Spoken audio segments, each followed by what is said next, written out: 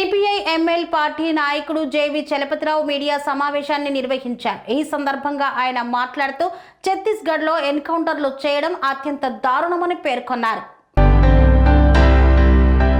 ఛత్తీస్గఢ్ రాష్ట్రంలో అరెస్టు చేసి కోర్టులో హాజరుపరచకుండా ఎన్కౌంటర్లు చేస్తున్న దాన్ని తీవ్రంగా ఖండిస్తున్నామన్నారు J V Chalapathirao. CPI ML new democracy రాష్ట్ర సెక్రటరియట్ సభ్యులు జేవి చలపతిరావు గోదావరి కనికి విచ్చేశారు. ఈ సందర్భంగా ఆయన మీడియాతో సమావేశమయ్యారు. మీడియా సమావేశంలో మాట్లాడుతూ కేంద్ర ప్రభుత్వం ఆపరేషన్ కఖార్ పేరుతో ఆదివాసీలను, వారికి నాయకత్వం వహిస్తున్న మావోయిస్టులను బూటకపు ఎన్కౌంటర్లు చేసి చంపడాన్ని తీవ్రంగా ఖండిస్తున్నానన్నారు. 3 రోజుల క్రితం ఛత్తీస్గఢ్ రాష్ట్రం బీజాపూర్ నేషనల్ పార్క్ వద్ద అరెస్టు చేసిన కేంద్ర కమిటీ సభ్యులు సుధాకర్ ని చిత్రహింసలు పెట్టి దారుణంగా ఎన్కౌంటర్ చేశారని, తన సహచరుడు భాస్కర్ కూడా చనిపోయాడని, ఇంకా తమ ఆధీనంలో ఉన్న నాయకులను కూడా ఎన్కౌంటర్లో చంపివేసే ప్రమాదం ఉందని అనుమానం వ్యక్తం చేస్తున్నామన్నారు. పార్టీ శాంతి చర్చలకు ముందుకు వచ్చి కాల్పుల విరమణ పాటిస్తున్న తరుణంలో ఏకపక్షంగా నిరాయుధులుగా ఉన్న వారిపై ఇంత తీవ్ర స్థాయిలో హత్యాకాండ కొనసాగించడాన్ని ప్రజలంతా ఖండించాలని, కేంద్ర ప్రభుత్వం వెంటనే తమ ఆధీనంలో ఉన్న వారిని కోర్టులో హాజరుపరచాలని డిమాండ్ చేశారు.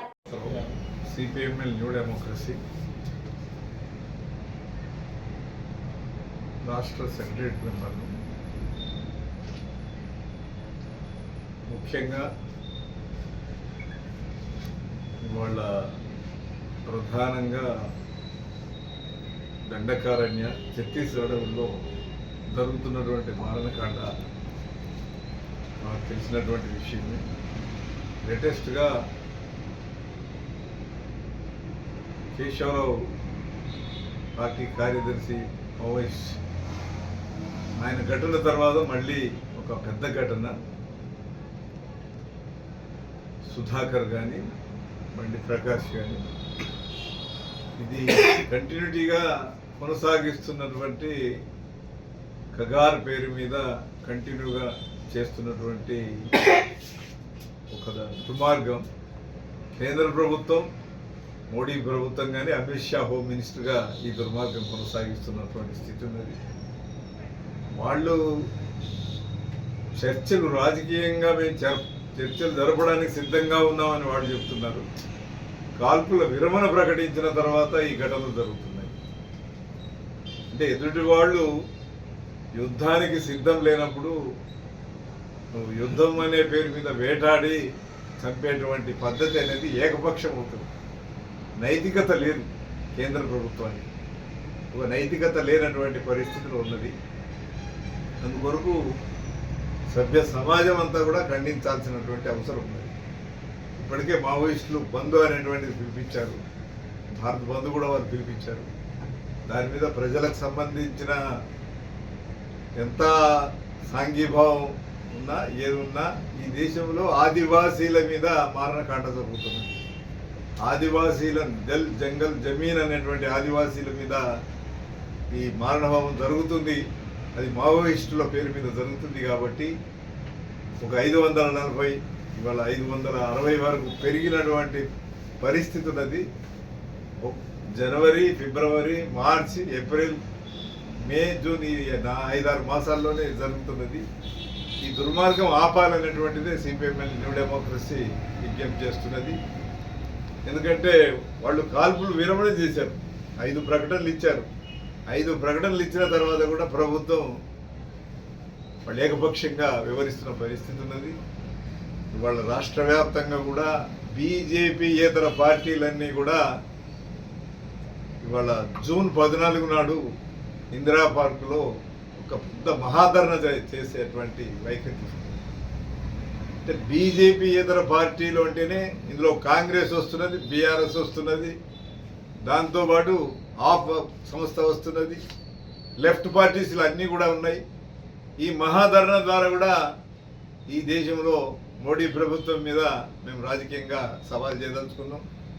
దాంతోపాటు ఢిల్లీలో జంతర్ మంతర్గా కూడా ఒక కార్యక్రమం ఇండియా కూటమితో కూడా కలిసి వాళ్ళను కూడా ఒప్పించి ఈ కేంద్ర ప్రభుత్వం అనుసరిస్తున్న విధానానికి వ్యతిరేకంగా పోరాడాలనుకుంటున్నాం.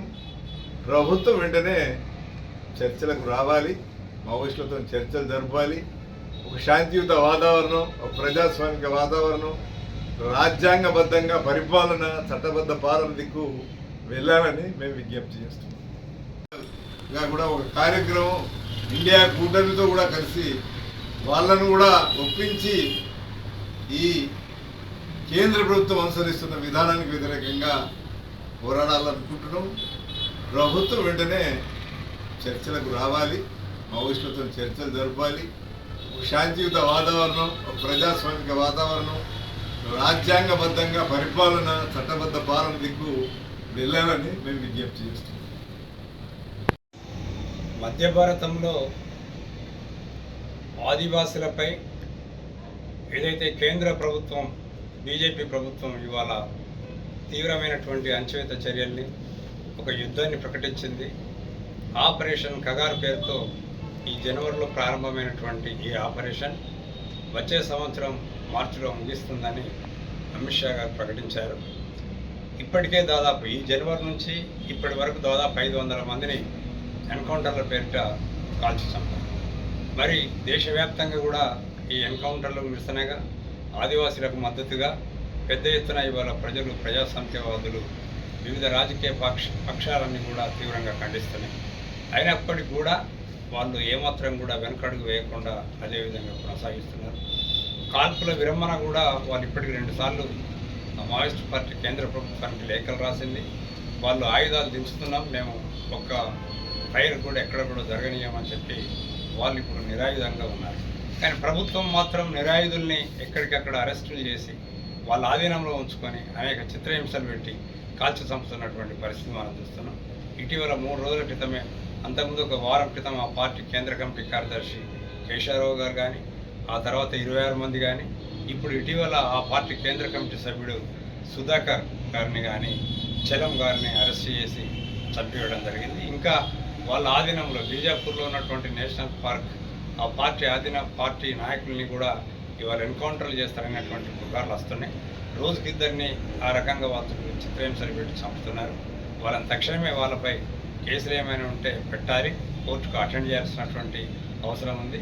ఈ ఆపరేషన్ కగార్ను కూడా మేము తీవ్రంగా ఖండిస్తున్నాం. ఎందుకంటే ఈ దేశంలో ఉన్నటువంటి కార్పొరేట్ శక్తులైనటువంటి అదానీ, అంబానీ, జిందాల్, వేదాంత లాంటి సంస్థలన్నీ ఇవాళ మధ్య భారతంలో ఉన్నటువంటి ఏజెన్సీ పైన కన్నువేసింది. అక్కడ ఉన్నటువంటి ఖనిజ సంపదనంతా బహుళజాతి కంపెనీలకు, సామ్రాజ్యవాదానికి తరలించడానికి, ఆదివాసీల్ని ఆ అడవి ప్రాంతం మొత్తం ఖాళీ చేయించడానికి ఇవాళ కార్పొరేట్ పక్షాన వాళ్ళు నిలబడి ఈ హత్యాకాండను కొనసాగిస్తున్నారు.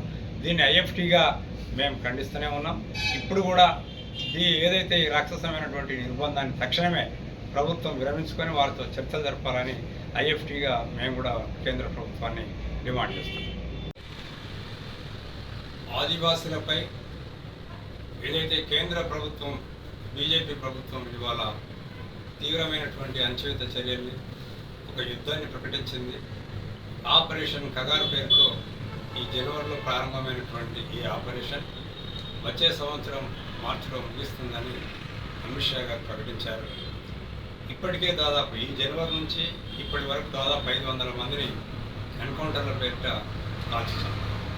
మరి దేశవ్యాప్తంగా కూడా ఈ ఎన్కౌంటర్ల నిరసనగా, ఆదివాసీలకు మద్దతుగా పెద్ద ఎత్తున ఇవాళ ప్రజలు, ప్రజాసంఖ్యవాదులు, వివిధ రాజకీయ పక్షాలన్నీ కూడా తీవ్రంగా ఖండిస్తున్నాయి. అయినప్పటికీ కూడా వాళ్ళు ఏమాత్రం కూడా వెనకడుగు వేయకుండా అదేవిధంగా కొనసాగిస్తున్నారు. కాల్పుల విరమణ కూడా వాళ్ళు ఇప్పటికి 2 సార్లు మావోయిస్ట్ పార్టీ కేంద్ర ప్రభుత్వానికి లేఖలు రాసింది. వాళ్ళు ఆయుధాలు దించుతున్నాం, మేము ఒక్క ఫైర్ కూడా ఎక్కడ కూడా జరగనీయమని చెప్పి వాళ్ళు ఇప్పుడు నిరాయుధంగా ఉన్నారు. కానీ ప్రభుత్వం మాత్రం నిరాయుధుల్ని ఎక్కడికక్కడ అరెస్టులు చేసి వాళ్ళ ఆధీనంలో ఉంచుకొని అనేక చిత్రహింసలు పెట్టి కాల్చి చంపుతున్నటువంటి పరిస్థితి మనం చూస్తున్నాం. ఇటీవల 3 రోజుల క్రితమే, అంతకుముందు ఒక వారం క్రితం ఆ పార్టీ కేంద్ర కమిటీ కార్యదర్శి కేశవరావు గారు కానీ, ఆ తర్వాత 26 మంది కానీ, ఇప్పుడు ఇటీవల ఆ పార్టీ కేంద్ర కమిటీ సభ్యుడు సుధాకర్ గారిని కానీ, చలం గారిని అరెస్ట్ చేసి చంపివేయడం జరిగింది. ఇంకా వాళ్ళ ఆధీనంలో బీజాపూర్లో ఉన్నటువంటి నేషనల్ పార్క్, ఆ పార్టీ నాయకుల్ని కూడా ఇవాళ ఎన్కౌంటర్లు చేస్తారనేటువంటి పుకార్లు వస్తున్నాయి. రోజుకిద్దరిని ఆ రకంగా వాళ్ళు చిత్రహింసలు పెట్టి చంపుతున్నారు. వాళ్ళని తక్షణమే వాళ్ళపై కేసులు ఏమైనా ఉంటే పెట్టాలి, కోర్టుకు అటెండ్ చేయాల్సినటువంటి అవసరం ఉంది. ఈ ఆపరేషన్ కగార్ను కూడా మేము తీవ్రంగా ఖండిస్తున్నాం. ఎందుకంటే ఈ దేశంలో ఉన్నటువంటి కార్పొరేట్ శక్తులైనటువంటి అదానీ, అంబానీ, జిందాల్, వేదాంత లాంటి సంస్థలన్నీ ఇవాళ మధ్య భారతంలో ఉన్నటువంటి ఏజెన్సీ పైన కన్నువేసింది. అక్కడ ఉన్నటువంటి ఖనిజ సంపదనంతా బహుళజాతి కంపెనీలకు, సామ్రాజ్యవాదానికి తరలించడానికి, ఆదివాసుల్ని ఆ అడవి ప్రాంతం మొత్తం ఖాళీ చేయించడానికి ఇవాళ కార్పొరేట్ పక్షాన వాళ్ళు నిలబడి ఈ హత్యాకాండను కొనసాగిస్తున్నారు. దీన్ని ఐఎఫ్టీగా మేము ఖండిస్తూనే ఉన్నాం. ఇప్పుడు కూడా ఏదైతే ఈ రాక్షసమైనటువంటి నిర్బంధాన్ని తక్షణమే ప్రభుత్వం విరమించుకొని వారితో చర్చలు జరపాలని ఐఎఫ్టీగా మేము కూడా కేంద్ర ప్రభుత్వాన్ని డిమాండ్ చేస్తున్నాం. స్వామి బోధానంద గోసేవ ఆశ్రమం సైథాపూర్. జ్యోతిష్యం, వాస్తుశాస్త్రం మన పూర్వీకులు మనకిచ్చిన వరం. దుర్గాదేవి, కాలభైరవ ఉపాసనతో వాక్సిద్ధి పొందిన శ్రీ శ్రీ బోధానందగిరి స్వామివారు మీకు ఎలాంటి సమస్యలున్నా, వాటిలో ముఖ్యంగా ధన నష్టం, ఆరోగ్య నష్టం, భార్యాభర్తల మధ్య గొడవలు, ప్రేమించుకున్న వారు దూరం అవడం, ఎన్ని సంబంధాలు వచ్చినా పెళ్లి ముడి పడకపోవడం, రోడ్డు ప్రమాదాలు, అప్పుల బాధలు, వ్యవసాయంలో నష్టాలు, పెద్దల మాట పిల్లలు వినకపోవడం, ఆరోగ్య శాంతి, గృహశాంతి, మనశ్శాంతి లేకపోవడం, ఇలాంటి సమస్యలు ఉన్నట్లయితే ఒక్కసారి స్వామీజీని కలవండి.